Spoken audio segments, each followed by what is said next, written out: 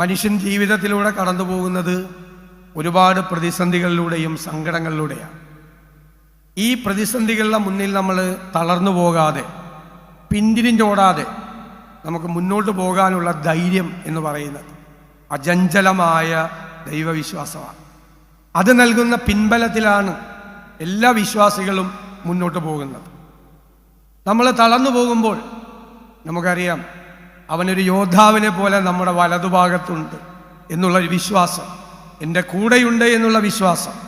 മുന്നോട്ട് പോകുമ്പോൾ എൻ്റെ മുന്നിലുള്ള എല്ലാ തടസ്സങ്ങളും മാറ്റി എൻ്റെ മുന്നിൽ അവൻ നടക്കുന്നുണ്ട്, എൻ്റെ വഴികാട്ടിയായി എൻ്റെ മാർഗദീപമായി അവൻ എൻ്റെ കൂടെയുണ്ട് എന്നുള്ള വിശ്വാസമാണ് എല്ലാവർക്കും ജീവിതത്തിലെ ഏറ്റവും വലിയ പിൻബലം.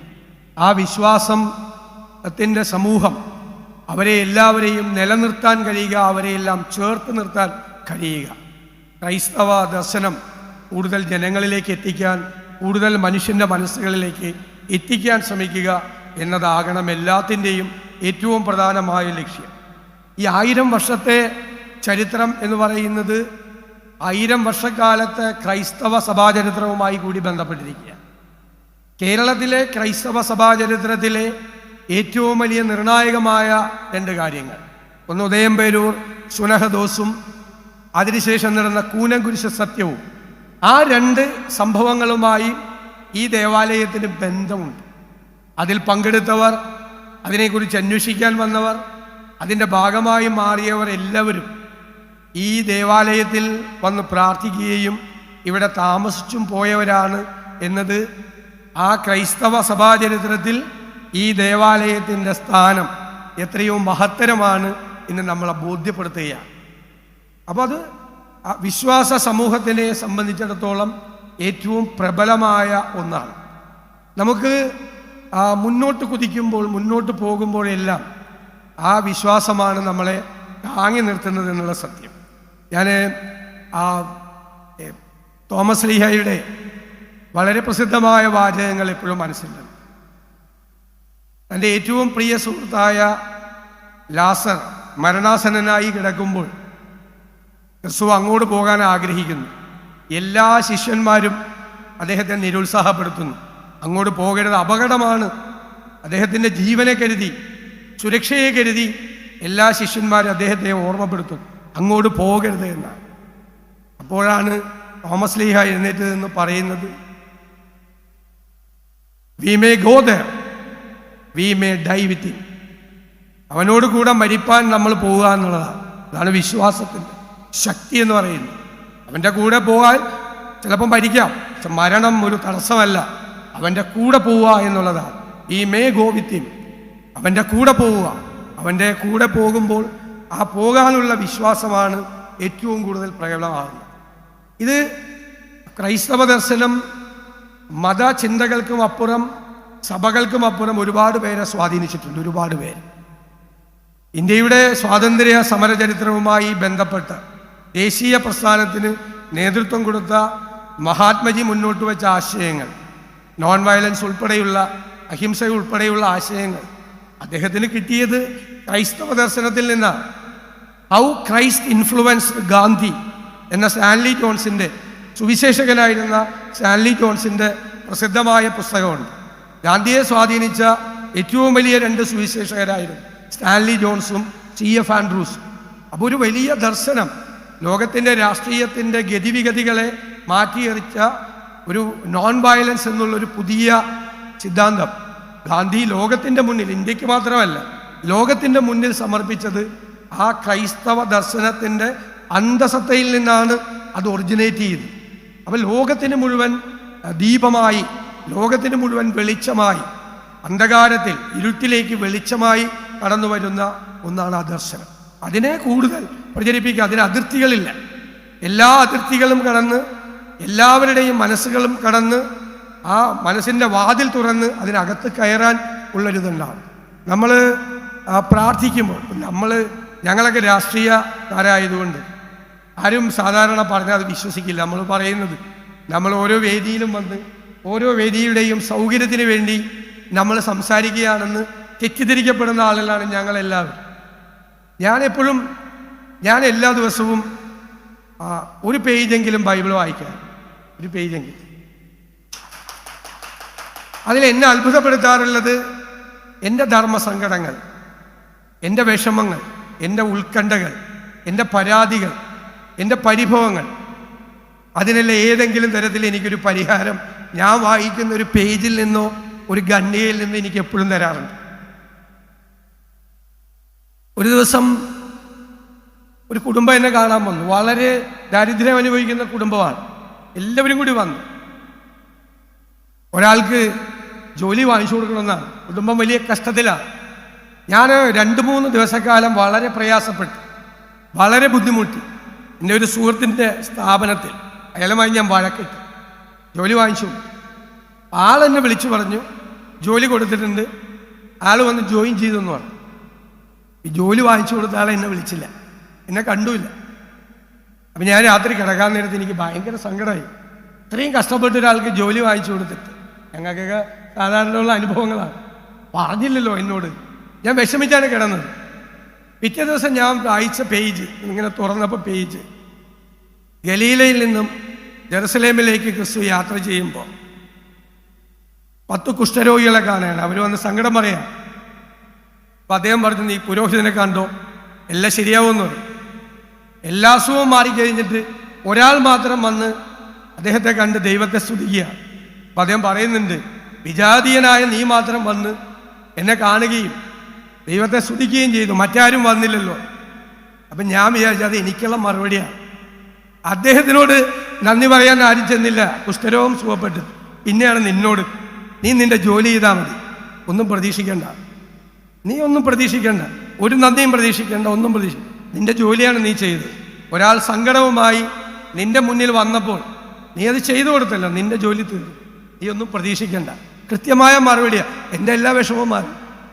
ഞാൻ പിന്നീട് ഒരിക്കലും ഒരാളെ സഹായിച്ചിട്ട് അയാൾ തിരിച്ച് എന്നോട് നന്ദി പറഞ്ഞില്ലല്ലോ എന്നുള്ള സങ്കടം എൻ്റെ മനസ്സിൽ പിന്നീട് ഉണ്ടായിട്ടില്ല.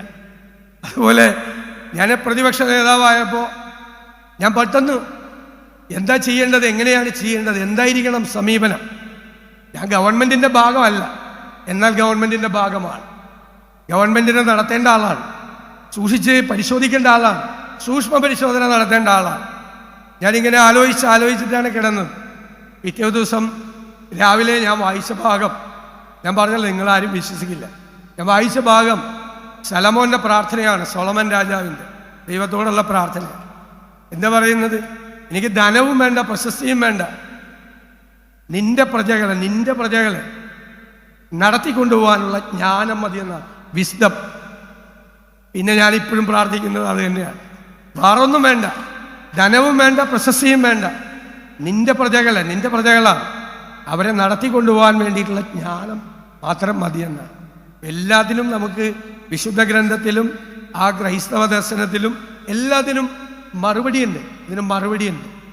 അത് നമ്മുടെ വിശ്വാസമാണ്. ആ അടിയുറച്ച വിശ്വാസത്തിൽ നമ്മൾ ജീവിതത്തെ കെട്ടിപ്പടുക്കുമ്പോൾ അത് സാർത്ഥകമാകും.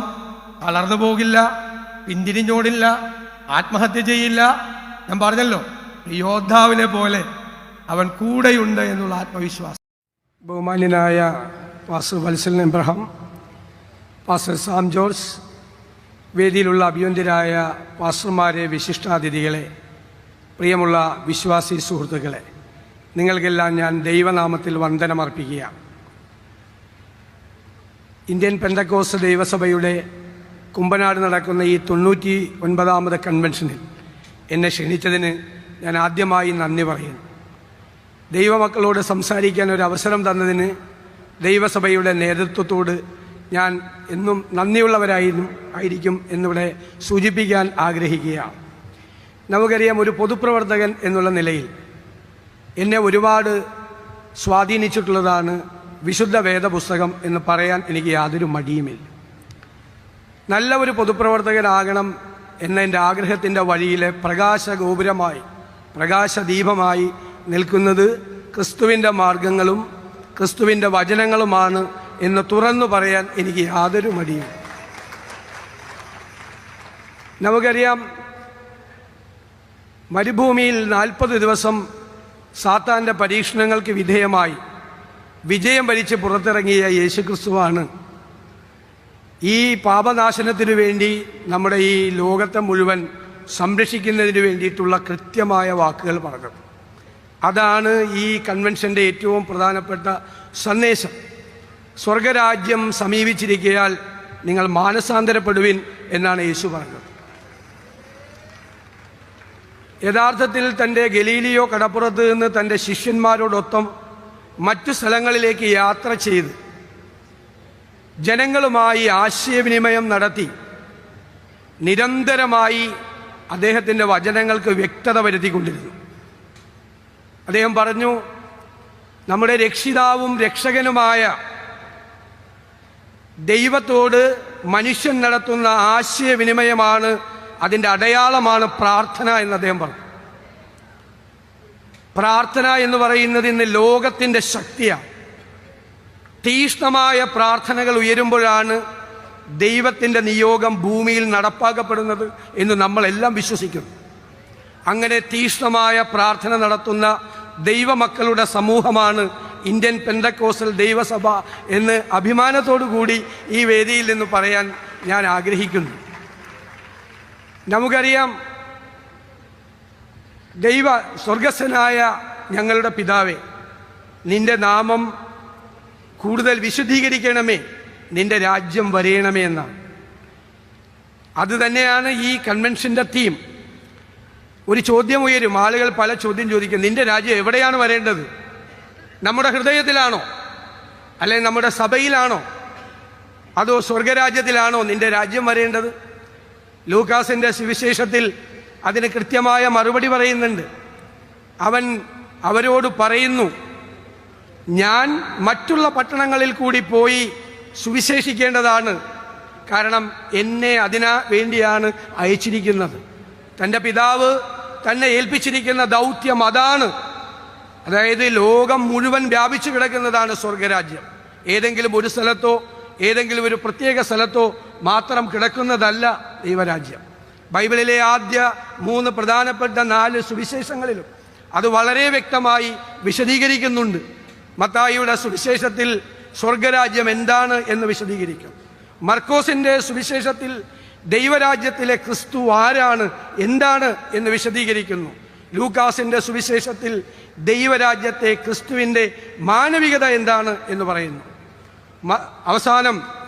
അവസാനത്തെ സുവിശേഷത്തിൽ, മത്തായിയുടെ സുവിശേഷം, യോഹന്നാൻ്റെ സുവിശേഷത്തിൽ പറയുന്നത് എങ്ങനെയാണ് ജീവിതം ആഘോഷിക്കേണ്ടത് എന്നാണ് സൂചിപ്പിക്കുന്നത്. വളരെ വ്യക്തതയോടുകൂടിയാണ് ഇത് പറയുന്നത്. ഞാൻ ദീർഘിപ്പിക്കുന്നില്ല. ഞാൻ ലോകപ്രശസ്ത ചിന്തകനും ശുശ്രൂഷകനും സുവിശേഷകനുമായ ടോണി ജോൺസ് എഴുതിയ ഒരു കഥ ഞാൻ വായിച്ചിട്ടുണ്ട്. എൻ്റെ ഹൃദയസ്പർശിയായ ഒരു കഥയാണ്. ഇന്നത്തെ സോവിയറ്റ് യൂണിയൻ പിരിയുന്നതിന് മുമ്പുള്ള പഴയ റഷ്യയിൽ ഒരു ഗ്രാമത്തിൽ സർക്കാർ കൊടുത്ത ഒരു ഇടിഞ്ഞു പൊളിഞ്ഞ് വീഴാറായ ഒരു കെട്ടിടത്തിൽ ഒരു അമ്മയും ഒരു മകളും, കൊച്ചുമകളും താമസിച്ചിരുന്നു. ഭൂകമ്പമുണ്ടായപ്പോൾ കെട്ടിടങ്ങളെല്ലാം തകർന്നു വീണു, ഒരുപാട് ആളുകൾ മരിച്ചു. ഭൂകമ്പത്തിൻ്റെ കെടുതികൾക്കിടയിൽ, ഇടിഞ്ഞു വീണ കെട്ടിടങ്ങൾക്കിടയിൽ അമ്മയും മകളും പെട്ടുപോയി. മകൾക്ക് പരിക്കൊന്നും പറ്റിയില്ല. അമ്മയ്ക്ക് ഈ ഭാരം വീണ് കിടക്കുന്നതിൽ നിന്ന് എഴുന്നേക്കാൻ വയ്യ. ആദ്യത്തെ ദിവസം രക്ഷാപ്രവർത്തകരാരും എത്തിയില്ല. അമ്മ നോക്കുമ്പോൾ കുഞ്ഞ് തളർന്നിരിക്കുക. രണ്ടാമത്തെ ദിവസം അമ്മയ്ക്ക് എഴുന്നേക്കാൻ പറ്റുന്നില്ല. രണ്ടാമത്തെ ദിവസവും നോക്കുമ്പോൾ കുഞ്ഞ് നിർജ്ജലീകരണം വന്ന്, ഡീഹൈഡ്രേഷൻ വന്ന് കുഞ്ഞ് തളർന്ന അവശയായി. രണ്ടാമത്തെ ദിവസവും രക്ഷാപ്രവർത്തകരാരും വന്നില്ല. മൂന്നാമത്തെ ദിവസവും ഉച്ചവരെയും ഒരു രക്ഷാപ്രവർത്തകരും വന്നില്ല. അമ്മ നോക്കുമ്പോൾ തൊട്ടടുത്ത് ഒരു കുപ്പിച്ചില്ലിൻ്റെ കഷ്ണം കിടക്കുന്നു, ചില്ല് കഷ്ണം. അമ്മ അത് കൈകൊണ്ടെടുത്ത് തൻ്റെ വലത് കൈയിൽ ഒരു മുറിവുണ്ടാക്കി ആ മുറിവിൽ നിന്നും വരുന്ന ചോര കുഞ്ഞിൻ്റെ ചുണ്ടിൽ മുട്ടിച്ചു. ആ ചോര പതിയെ കുഞ്ഞിൻ്റെ ചുണ്ടിലേക്ക് വീണ് നിർജ്ജലീകരണത്തിൽ നിന്നും ആ കുഞ്ഞ് മോചിതരായി. വൈകുന്നേരമാകുമ്പോൾ രക്ഷാപ്രവർത്തകർ എത്തിയപ്പോൾ അമ്മ മരിച്ചിരുന്നു, കുഞ്ഞ് ജീവനോടെ ഇരിക്കുകയായിരുന്നു. അമ്മയുടെ ചോരയിൽ നിന്നാണ് കുഞ്ഞ് ഉയർന്നത്. ഇത് വീണ്ടെടുപ്പിൻ്റെ, മക്കളെ വീണ്ടെടുക്കാൻ വേണ്ടിയിട്ടാണ്. മക്കളെ വീണ്ടെടുക്കാൻ വേണ്ടിയിട്ടുള്ള പ്രവർത്തനം കൂടിയാണിത്. എല്ലാവരെയും തിരിച്ചു കൊണ്ടുവരാൻ, സ്നേഹത്തിൻ്റെ, മനുഷ്യൻ്റെ അധർമ്മങ്ങൾക്കും പാപകർമ്മങ്ങൾക്കും അതിനെയെല്ലാം അതിജീവിച്ചുകൊണ്ട് ദൈവത്തിൻ്റെ സ്നേഹത്തിൻ്റെ രാജ്യം നമ്മുടെ നാട്ടിൽ കെട്ടിപ്പടുക്കുന്നതിന് വേണ്ടിയിട്ടുള്ള ശ്രമമാണ് നമ്മൾ എപ്പോഴും നടത്തിക്കൊണ്ടിരിക്കുന്നത്. അതിനുള്ള തീക്ഷ്ണമായ യത്നത്തിൻ്റെ ഭാഗം തന്നെയായിട്ടാണ് ഞാൻ ഈ കൺവെൻഷനെയും നോക്കിക്കാണുന്നത്. ഇന്ന് വളരെ ദുഃഖകരമായ സാഹചര്യങ്ങളിലൂടെ നമ്മൾ നാട് നീങ്ങിക്കൊണ്ടിരിക്കുകയാണ്. വിദ്വേഷത്തിൻ്റെയും വെറുപ്പിൻ്റെയും വിത്തുകൾ പാകാൻ ആളുകൾ ശ്രമിക്കുന്നു. കഴിഞ്ഞ കോവിഡ് കാലത്ത് ഇന്ത്യയിൽ ആക്രമിക്കപ്പെട്ടത് 400 ദേവാലയങ്ങളാണ്. പെന്തക്കോസ് സഭകളുടെ ദേവാലയങ്ങളാണ് ഏറ്റവും കൂടുതൽ ആക്രമിക്കപ്പെട്ടത്. ആ വെറുപ്പിൻ്റെയും വിദ്വേഷത്തിൻ്റെയും വിത്തുകളെ നമ്മുടെ മണ്ണിൽ നിന്ന് അകറ്റണം. സ്നേഹത്തിൻ്റെ വിത്തുകൾ പാകാൻ നമുക്ക് കഴിയണം. നമ്മുടെ മതേതരമായ ഈ രാജ്യത്ത് എല്ലാവർക്കും ജീവിക്കാനുള്ള അവകാശമുണ്ട്. നമ്മൾ ആർട്ടിക്കിൾ 21 പറയുന്നത് റൈറ്റ് ടു ലിവ് എന്നാണ്. ഞാൻ പറയുന്നു അത് വെറും റൈറ്റ് ടു ലിവ് അല്ല, റൈറ്റ് ടു ലിവ് വിത്ത് ഡിഗ്നിറ്റിയാണ്. ആത്മാഭിമാനത്തോടെ ഈ നാട്ടിൽ ജീവിക്കാനുള്ള അധികാരമാണ് നമുക്ക്, അവകാശമാണ് നമുക്കത്. എല്ലാവർക്കും തുല്യമായ അവകാശങ്ങളുള്ള ഒരു രാജ്യത്ത് മതേതരത്വം എന്ന് പറഞ്ഞാൽ പാശ്ചാത്യ രാജ്യങ്ങളിലെ മതേതരത്വമല്ല ഇന്ത്യയിലെ മതേതരത്വം. പാശ്ചാത്യ രാജ്യങ്ങളിലെ മതേതരത്വം റിജക്ഷൻ ഓഫ് റിലീജിയനാണ്, മതത്തിൻ്റെ നിരാസമാണ്. ഇന്ത്യയിലെ മതേതരത്വം ഇൻക്ലൂഷൻ ഓഫ് റിലീജിയനാണ്, എല്ലാ മതങ്ങളെയും ചേർത്ത് പിടിക്കുന്നതാണ്. എല്ലാവർക്കും അവരവരുടെ മതങ്ങളിൽ വിശ്വസിക്കാനുള്ള സ്വാതന്ത്ര്യം, അത് പ്രചരിപ്പിക്കാനുള്ള സ്വാതന്ത്ര്യം ഉള്ളതുപോലെ തന്നെ എല്ലാവർക്കും അതുണ്ട്. ഞാൻ ഹിന്ദുമത വിശ്വാസിയായ ഒരാളാണ്, ക്ഷേത്രാരാധനയിൽ വിശ്വസിക്കുന്ന ഒരാളാണ്. പക്ഷേ അതിൽ വിശ്വസിക്കുമ്പോൾ തന്നെ എൻ്റെ സഹോദര മതത്തിൽപ്പെട്ട ഒരാളുടെ നേർക്ക് അനാവശ്യമായ ഒരാൾ കൈ ചൂണ്ടിയാൽ അയാളെ സംരക്ഷിക്കാൻ അയാളുടെ മുന്നിൽ അയാളെക്കാൾ ശക്തിയോടുകൂടി ഞാൻ നിൽക്കുമ്പോഴാണ് ഇന്ത്യയുടെ മതേതരത്വം അർത്ഥപൂർണമാകുന്നത്. എനിക്ക് ഈ സമൂഹത്തോട് പറയാനുള്ള വാക്കതാണ്, കൂടെ ഉണ്ടാകും, ഞങ്ങൾ കൂടെ ഉണ്ടാകും. ഈ കൺവെൻഷന് എല്ലാ ആശംസകളും നന്മകളും അർപ്പിച്ചുകൊണ്ട് ദൈവം അനുഗ്രഹവർഷമായി നിങ്ങളുടെ ശിരസിൽ പെയ്തിറങ്ങട്ടെ എന്ന് പ്രാർത്ഥിച്ചുകൊണ്ട് എൻ്റെ വാക്കുകൾ ചുരുക്കുന്നു. നമസ്കാരം.